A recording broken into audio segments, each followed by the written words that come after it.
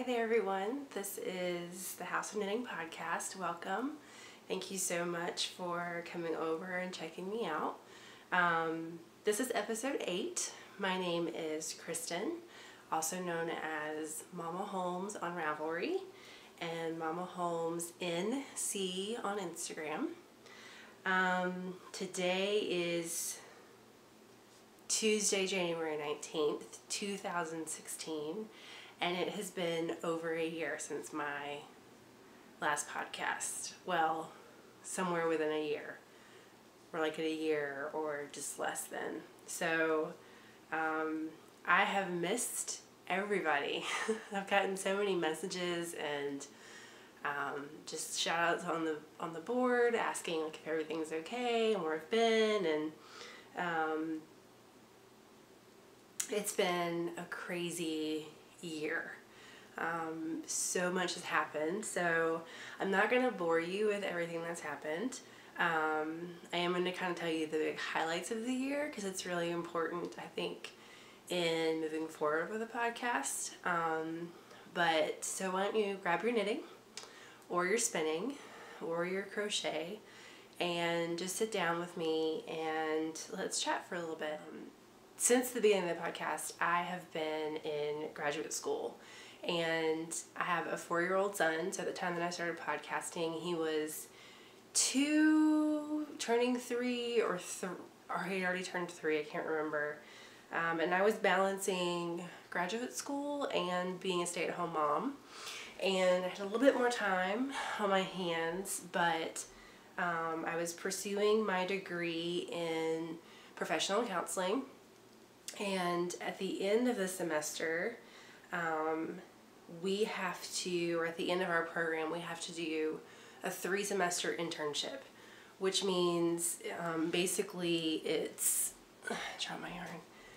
We have to do a 3-semester internship, and basically that's equals out to 600 hours of direct counseling and then indirect counseling related activities. So at first, I was able to balance kind of everything that I was doing, but I had basically gone back to work. But anyone who's done any kind of internship for a professional degree knows that it cannot be cheap to do it. So in order to offset the cost of interning and paying for supervision with a professional, like with a licensed counselor, I had to pick up a job just to kind of help. We were a one-income family for a few years, and just the added cost of interning kind of just really put us under strain. So I started a job last February, and was working, going to school, and interning, so which is another job in itself, which is totally unpaid. And kind of in the middle of that, my husband and I had really been thinking about where we wanted to spend kind of our next few years. He's in the nonprofit sector, and the area in North Carolina that we were living in just doesn't have a good reach for that. It's really hard to find a full-time position in the nonprofit sector in North Carolina. And so we started looking kind of in different cities, bigger cities in North Carolina, and eventually ended up visiting Milwaukee, Wisconsin in April of 2015. We have friends that moved here and to plant a church, and we fell in love with the city. And it's kind of a crazy weekend trip, and we just fell in love with the city, and my husband, asked if it would be okay if he extended a search, and we really felt like this area, for some reason, was a really good area to have a family and raise kids. And it is different. The Midwest is obviously very different from the South, and the different ethnic populations that are here and the neighborhoods, and it's just a different world. It's a different place, and we were kind of feeling like North Carolina, our time in North Carolina was coming to an end. And so we moved in October. My husband moved up here to take a full-time job in a nonprofit sector, And then I stayed back with my son in North Carolina and finished my internship and my graduate degree. And my son and I just moved here over Christmas break. So my husband came home for Christmas and we had stuff in storage, packed up our stuff to ship it, and got in the car on New Year's Day and drove home. So we're here, just in a city or in a township or whatever it's called, just inside of Milwaukee. So it's crazy. So that's two huge changes. Grad school ended, my internship ended, my degree has officially been conferred. I'm just waiting for it to get here in the mail. And then we also found out right before my husband moved in October that we're expecting our second baby. So we are expecting a baby boy in May of this year. So it's just a lot of changes. There is a Ravelry group for House of Knitting house guest, and you can just search House of Knitting and it'll come up. The podcast is available on YouTube.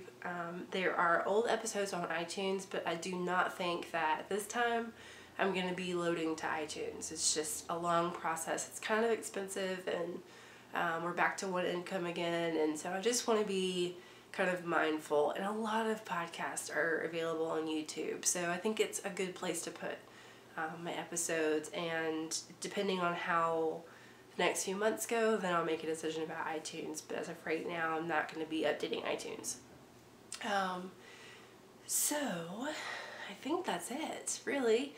A couple of things. There are some new podcasts that I want to have been listening to or watching, and I like to update people on what I'm doing or watching or what's inspiring me, because I get a lot out of podcasters who share kind of the people that they're letting into their lives on a weekly or bi-weekly or monthly basis. That's really inspiring their craft. And so two podcasts that I want to mention that I really encourage you to check out if you haven't. The first one is fairly new, and it's Cultivate and Create with Sarah, also known as Mrs. Shu. She just started an audio podcast, and it's very short.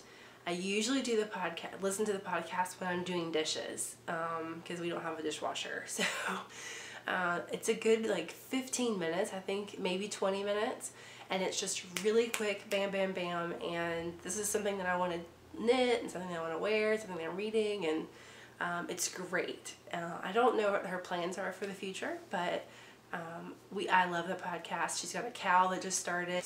And then the second one that I've really been watching, a lot of actually, is the Wool and Spinning podcast with Welford Pearls, and I believe her name is Rachel, I'm pretty sure. I watch Snappy Stitches with Chrissy, who used to be of the Manic Pearl audio podcast. She did a video podcast, and she's 100 episodes in, or more. But I love Chrissy, and she's very inspiring to me, and she does a lot of spinning and a lot of knitting.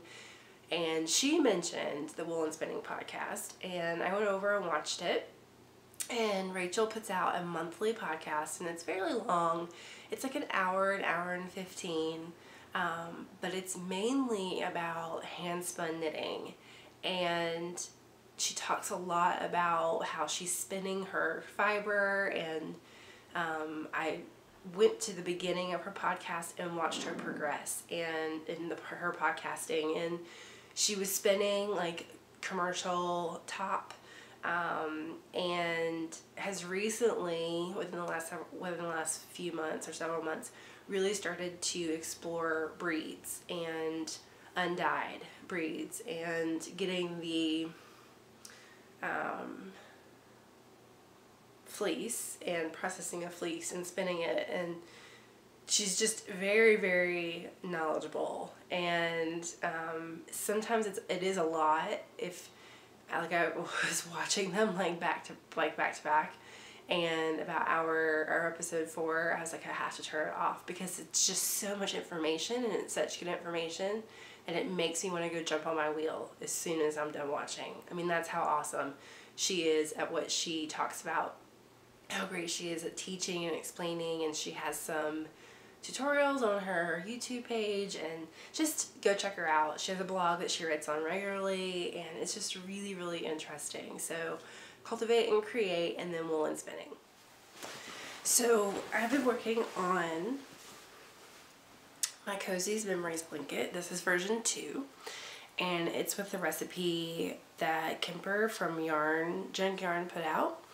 It's version 2 because I started last year, a smaller square version, and I just didn't like the way that it was knitting up. So I decided that I was going to start another version of it, and I might incorporate these smaller squares somewhere in the middle of the blanket. I'm not sure, but you can just see the difference, and I think I'm going to be happier with these, this size square instead of the smaller size square. And the smaller square size was from Martine from the I Make blog and podcast. I'm not sure if she's still podcasting or not, but and really I could have just still used Martine's recipe and just upped the square size, but I wasn't thinking about that.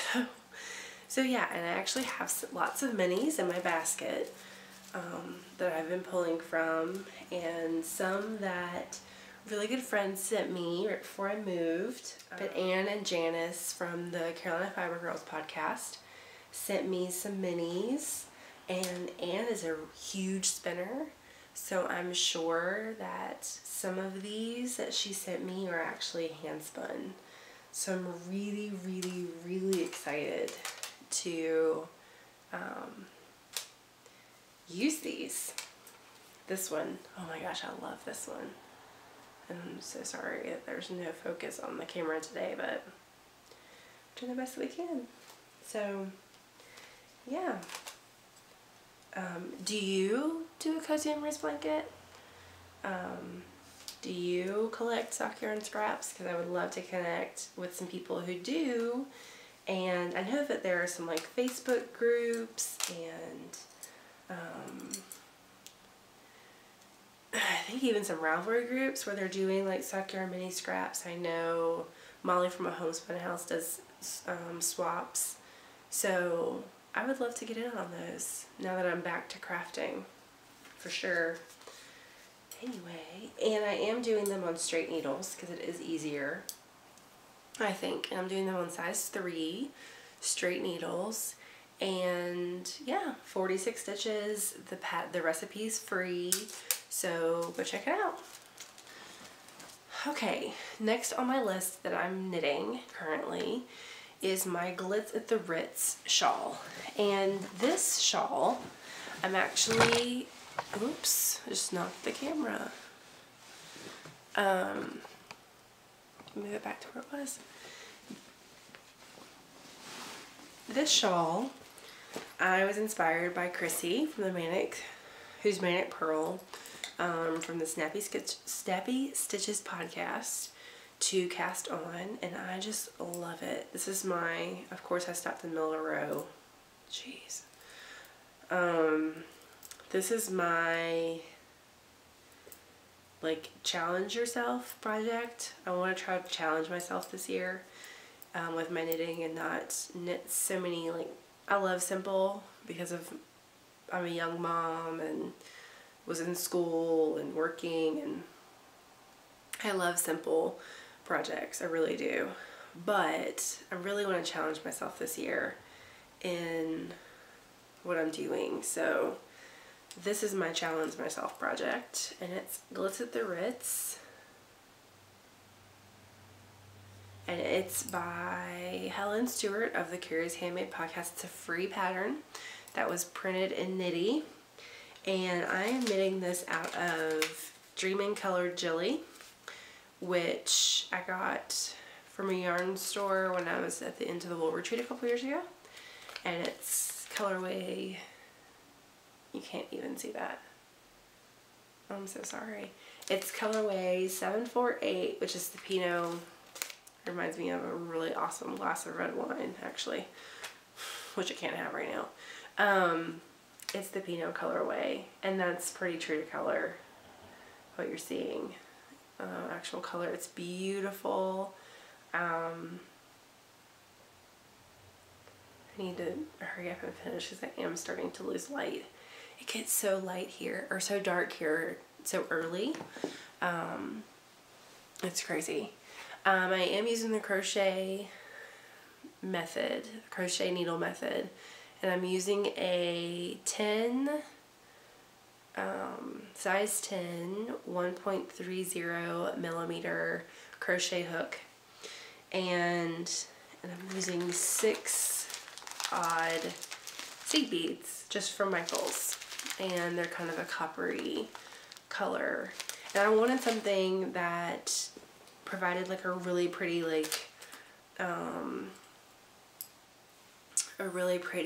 just like pop, and I think that this color is perfect. I have one repeat left in this lace section before I can do the next part of the pattern. I'm not using a chart. I thought that the pattern's actually really easy to get once you start moving in it. And so I'm not using the chart because I was so focused on the beading process, which is a little bit fiddly, but when I sit down at night, after I've done like a repeat, I'm like, I think a repeat has 2 rows of beading. It's really quick for me. Like I'm keeping my beads kind of in a glass bowl in my bag. And it is, getting a little bit easier. But it is a beautiful pattern, and it's free, and I'm obsessed with Helen Stewart now because of that pattern. I'm knitting a hat for my husband. I don't usually knit for other people, and that's actually something that I'm going to talk about on my next podcast episode. I have it actually in my notes to talk about is commission knits, but I don't really like to knit for other people. Sorry. I'll do it, especially if that person's dear to me, but I'm really weird about knitting for other people. And my husband, obviously being in the Midwest, one thing that we're having to get used to doing is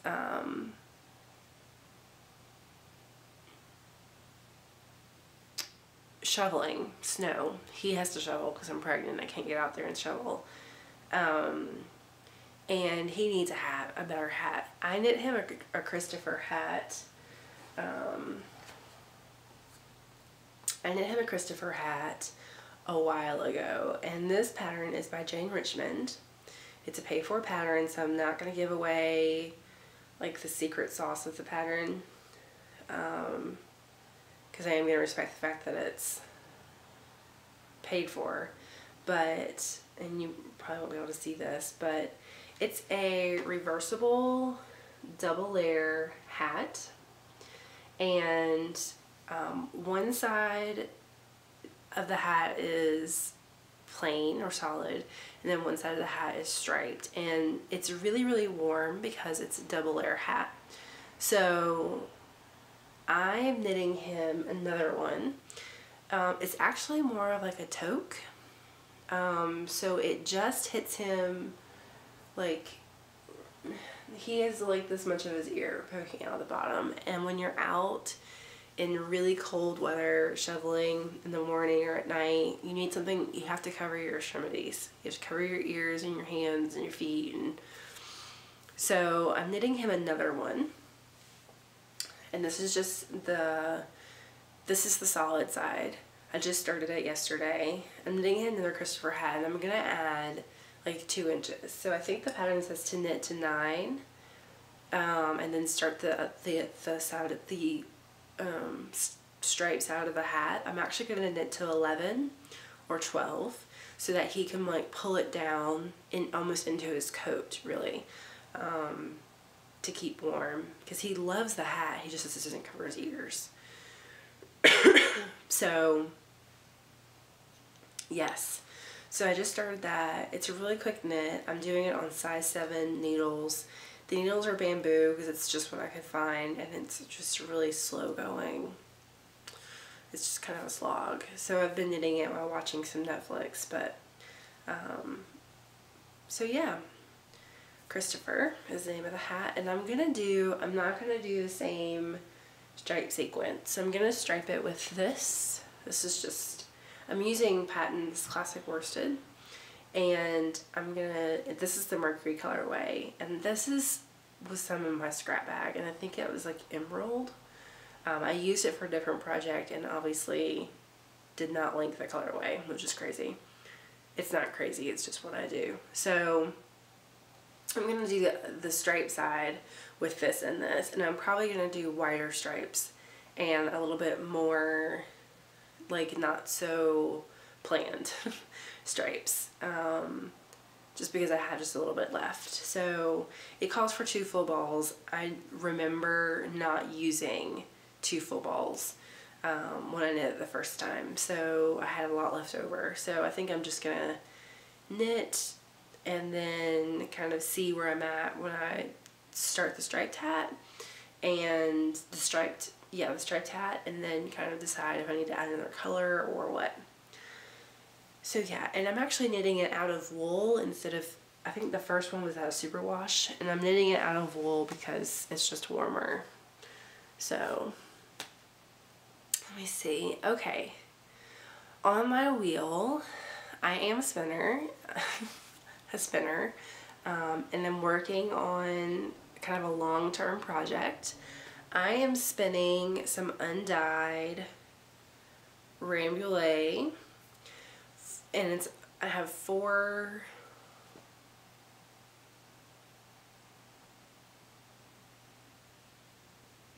I think I have 4 braids, and my goal when I purchased it at the Carolina Fiber Frolic and with another friend who's Knitful on Ravelry, and she was going to be spinning, and our goal was to spin it for a sweater, and I don't think I'm going to have enough. So either I can spin it for a sweater and then just order some more.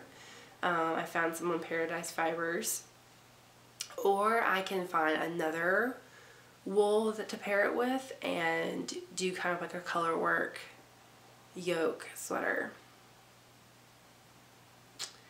But I haven't really planned very well, so that's something that I'm kind of being challenged by watching the Wool and Spinning podcast, is being a little bit more thoughtful in my planning for my spinning.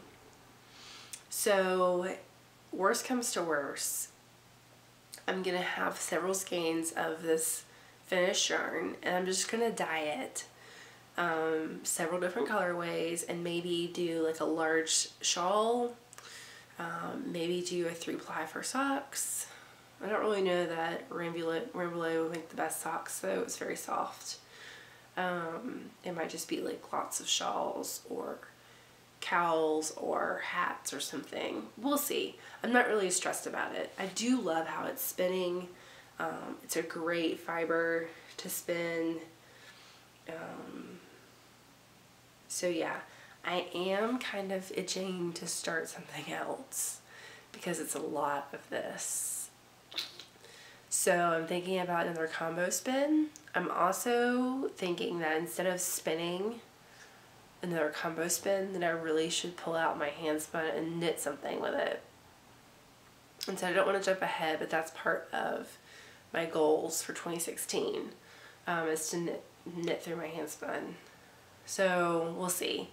But I'm loving this, and it was not very expensive at all. And so I'm excited.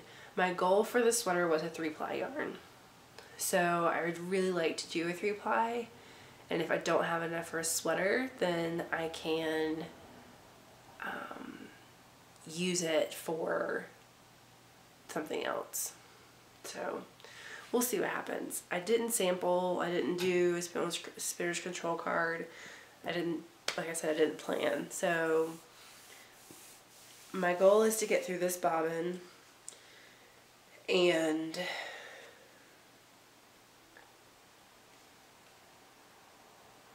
yeah, my goal is just to get through the bobbin, and then I'll tell you. I don't know. My life has been so crazy that it's hard for me to plan something like that, but we'll see. So that's all I've been spending. So for planning, this is going to be a new segment for 2016. I'm going to be like I was saying with the spinning, I'm going to try to be better about planning and not just casting on, and I'll tell you why in just a minute. I am planning to cast on the Gather Cowl. Let me find it for you. By Tin Can Knits, for the Knitspiration cowl that Mrs. Shu is hosting with her new podcast, Cultivate and Create. And so the Glitz at the Ritz is part of that because whips are included. Cast on another project, I think, with it. But I'm trying not to jump the gun and do that. So this is Unwind Yarn Company, her Touring DK base, which is 100% superwash merino, 231 yards, each skein in the Gracie Pearl colorway. You can't see that, so I'm not even going to bother. I bought it Into the Wool, and I did buy them together. So at the Into the Wool retreat, when they did the marketplace, there were a lot of people who wanted Dana's yarn. And that was the first place that I hit. And I didn't really pay attention. I got 2 skeins because I knew that I wanted to make something larger with it. What I didn't pay attention to was I don't really know what this was called. I want to say the hue of the skein, because this skein is more purple, has more purple hue to it, and this skein has more of a blue hue to it. You can just see it when they're being held up. But I want to use them both to make this cowl. Can you see it? It's got like a smocked stitches. It uses smocked stitches. And someone else had actually knit the cowl with just like one panel of smocked stitches instead of all the way around. And she had used Gracie Pearl. And I really want to use my yarns this year. And instead of buying more, because I have a cedar chest full of yarn. That's where I keep my yarns, my cedar chest. It's a huge cedar chest. So I really want to use both these skeins, but I don't, I think you know what I'm getting ready to say. I don't want to alternate because it's going to be a smocking stitch. So I think I'm just going to do it and just say the heck with it and see what happens. I think it'll be fine, but we'll see. So that's what I'm planning to cast on. I'm also planning to knit a pair of really awesome pants for the baby boy that's coming. And it's also a pattern by Tin Can Knits. And I love Tin Can Knits. And I have a lot of their stuff in my library, and I need to, like, a lot of books, and I need to knit through more of it. But I love these little, like, sweatpant joggers, almost. First of all, this baby's face is so cute. I want to knit these for baby number 2. And I have a skein of Spin Monkeys. Let me see if I can find it. I have a skein of Spin Monkeys Revolution sock that I just knit with, but it's in the jean jacket colorway. And I think it would be so cute. So the great thing about the Rocky pant is that it tells you to do 2 skeins of yarn and 2 skeins of fingering weight. And what you can do is make 1 pair with a contrast, with the main color and the contrast color, and then you swap them for the second pair. And so basically, if you buy 2 skeins, you have enough to make 2 pairs. I think what I'm gonna do is just knit 1 pair in this colorway, and I will link it in the show notes so that you can see it good and up close, in the jean jacket colorway for him, because I think they would be so cute. I also have it marked for a newborn vertebrae, so we'll see what happens. I do want to knit some things for the baby,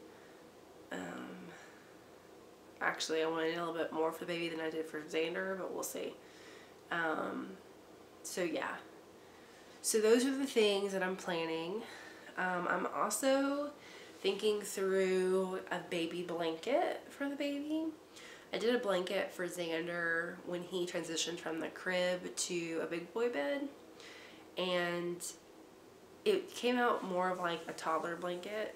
He doesn't really use it. He says it's itchy. It's superwash. It's not itchy. He just doesn't want to use it. And it's so cute. So I'm definitely going to probably take that from him and go ahead and introduce the baby to hand knits.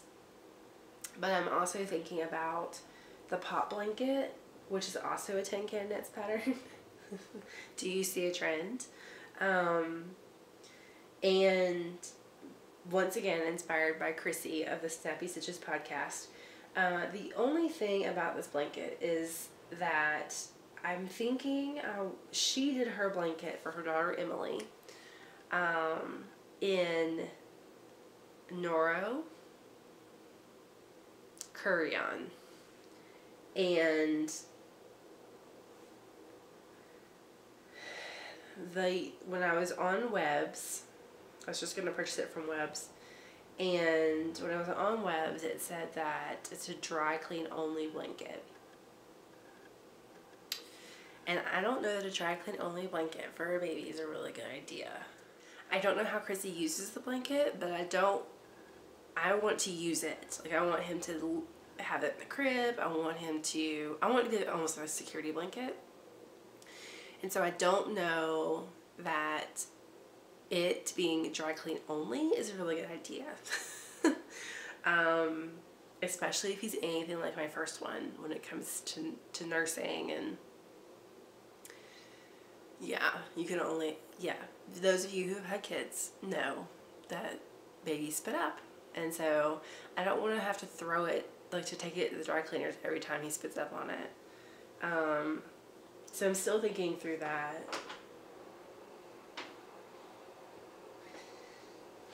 And it's going to look like, it's not going to be so girly. It's going to look like this. It's going to have more blues and greens and grays, probably. Not that that's girly, but my husband is not going to be okay with that. In the back of my mind, I'm planning a hand spun project to cast on with some hand spun that I've already spun. So I'm thinking maybe like a boneyard or an Age of Brass and Steam or something like a pretty shawl that would really show off something simple. So it would not be my challenge project other than the fact that I'm using my hand spun. So something simple that would really show off the yarn. So yeah, I did a combo spin that gave me a lot of yardage, and I would love, love, love to knit that into a gorgeous boneyard and it be like an oversized boneyard. And I could even really hold it double because it's like a light fingering, so I could hold it double and knit a thicker.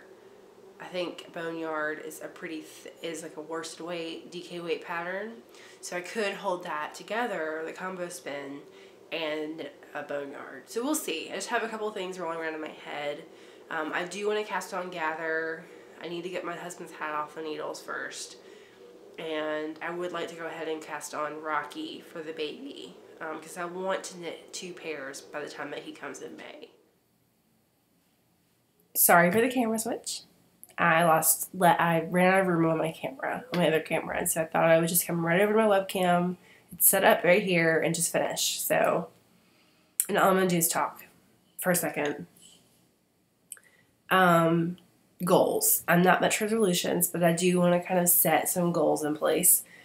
These goals are important, and they're kind of like the direction that I want to go for my crafting this year, but also they kind of, because this is like a video journal for me and my knitting and my spinning, they also affect whoever watches it. So I want to kind of talk through that.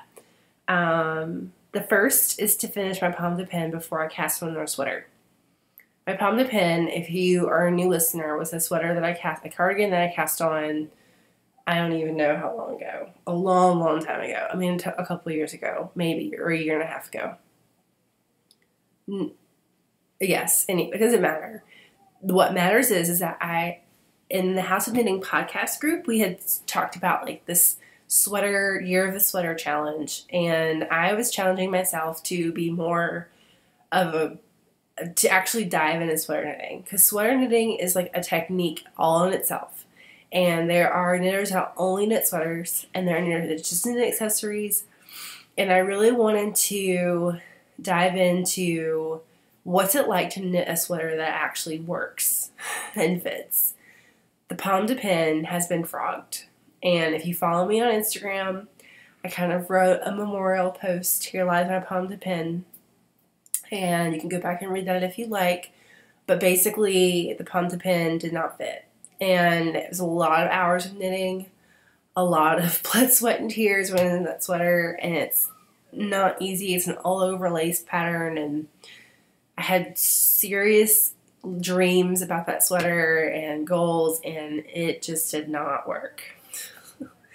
And so I'm really mad at it right now. And so I want to talk about the palm dying in my next podcast episode, because I want to take some time to really lay out the goals that I had for knitting that sweater and what didn't work and why it didn't work. And it's not anything on a designer's fault.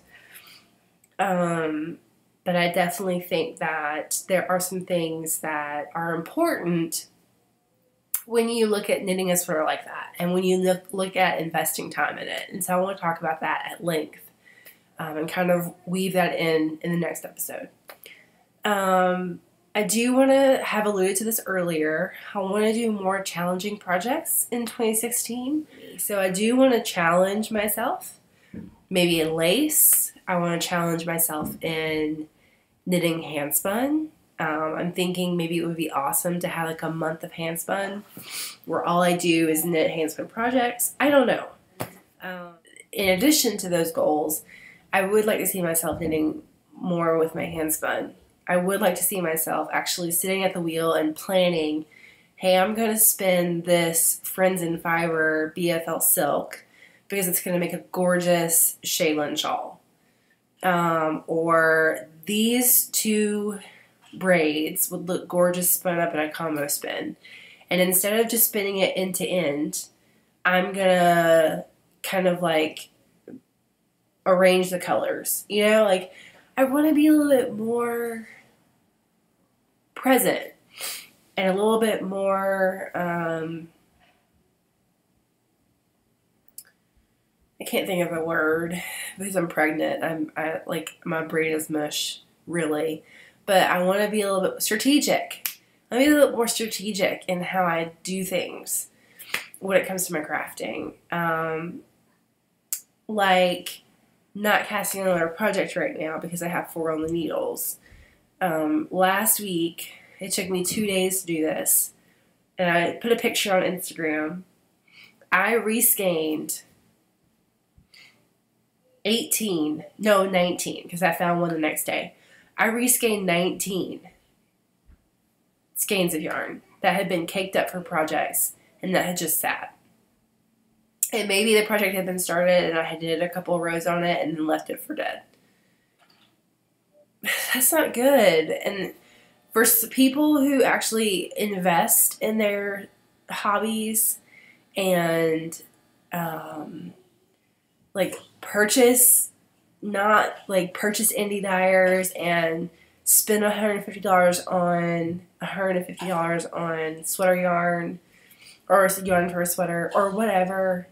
There's a lot of money and time and effort that's put into curating your stash. And I feel like I should be a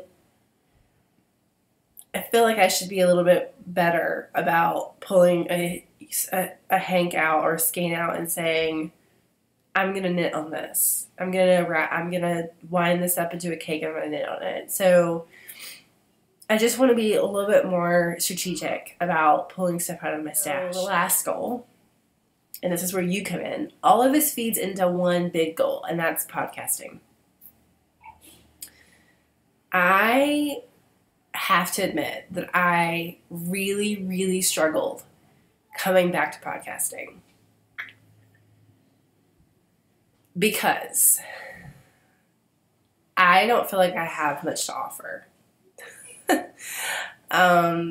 The reason that I started a podcast in the first place was kind of like a journal or a video blog of my journey, but also as a way to connect with people. And if you look back in my Ravelry group and you read my post about House of Knitting, I really wanted it to feel like home. I really wanted you to be my house guest and to come in and to sit with me and all that stuff. And I don't have a problem with that. That's actually exactly where I'm going to sit as far as my podcast is concerned. I'm going to commit to you to do one monthly episode. If I'm able to do more than one episode a month, that's awesome. That's a bonus. Surprise! But if I don't, then it's okay.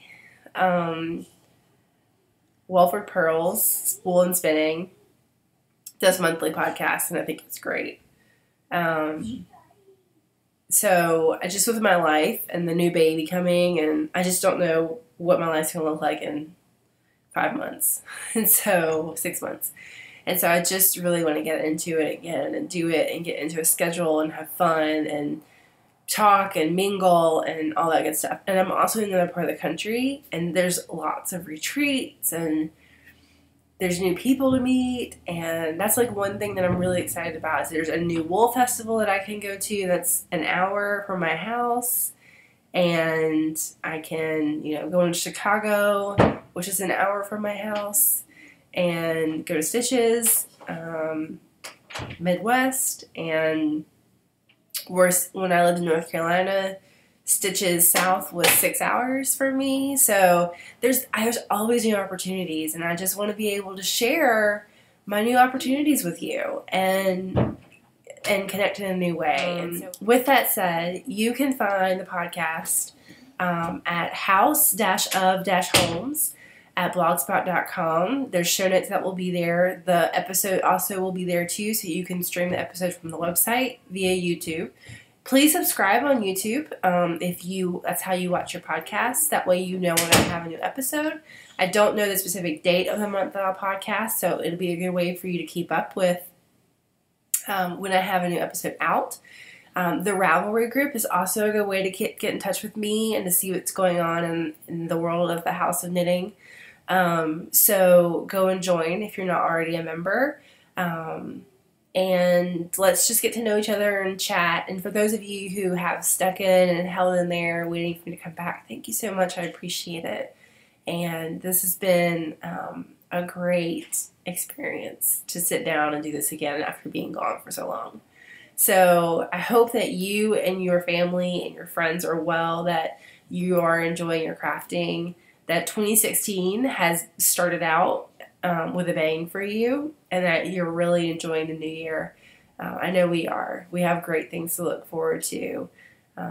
Just another day, having another day is something special to look forward to, right? We're not promised tomorrow. So I can't wait to start talking to you guys again, and I hope that everything's well, and I will see you hopefully in a few weeks when I podcast for February, and you will see me in February.